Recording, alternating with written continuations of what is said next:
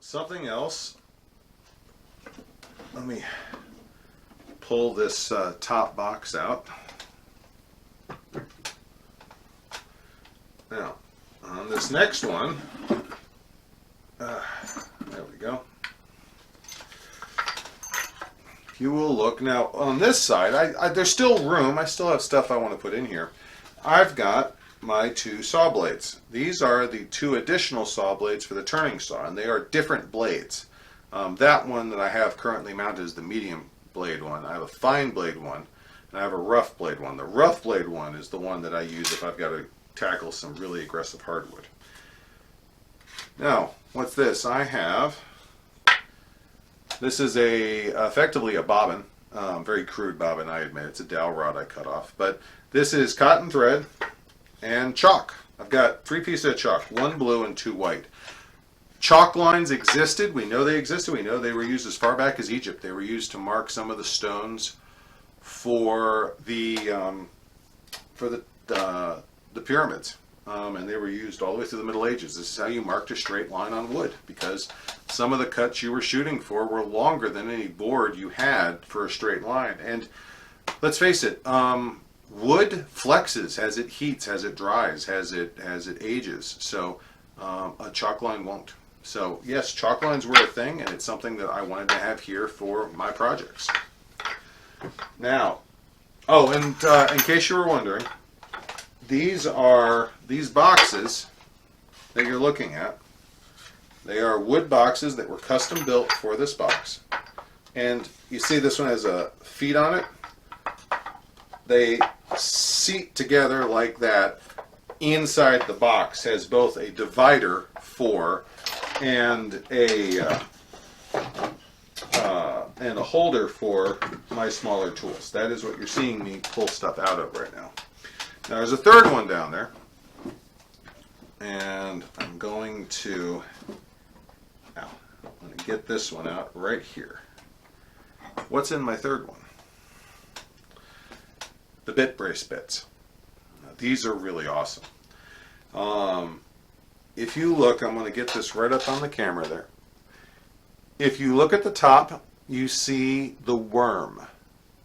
And that's the little screw that pulls it in as you're turning it. And you're also leaning into it, but this is the bit that guides it in. And then if you see on the edges here, right here, there's a little part that comes up higher than the cutting edge. And that's called the striker, or the nicker. And as it's spinning around, that is what severs all the fibers in the circle it's traveling. And then, of course, you look, you see the straight edge that is spinning around as you turn it. And that's the cutter. That's the blade face, really.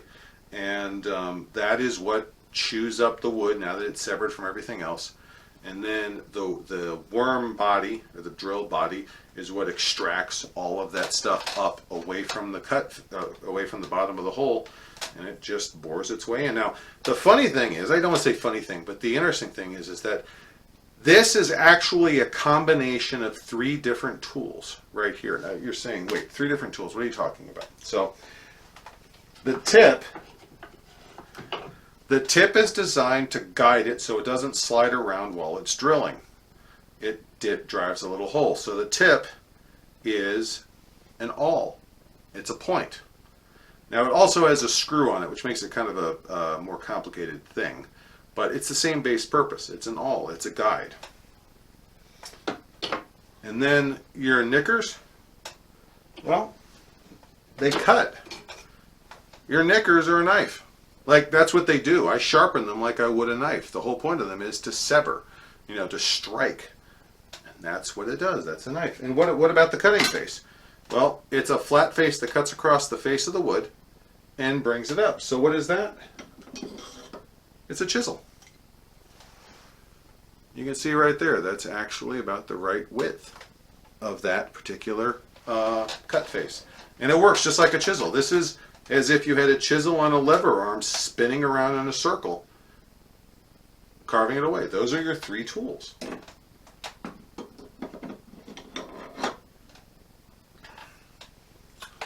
So, now, last but not least,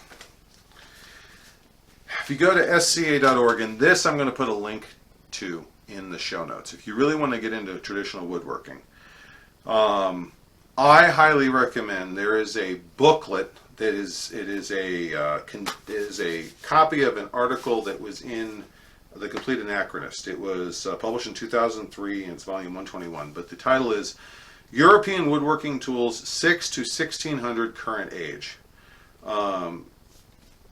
Gary R. Halstead and I believe this is his SE name, Baron Randolph of Weatherford. And it is just a wonderful breakdown of all of the tools that you would find in a medieval tool chest, traditionally, and talking about their purposes. It's not a how-to manual. This isn't all of carpentry. This is what you would find in a tool chest and the basic functions that they would serve. And I keep this in my toolbox. So, let's go ahead and reassemble this.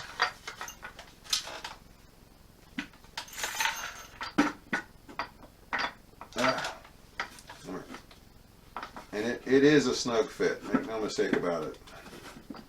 Matter of fact, I may go in later and shave some ends off of this so that I can fit that in there a little better. And then this one goes in the top.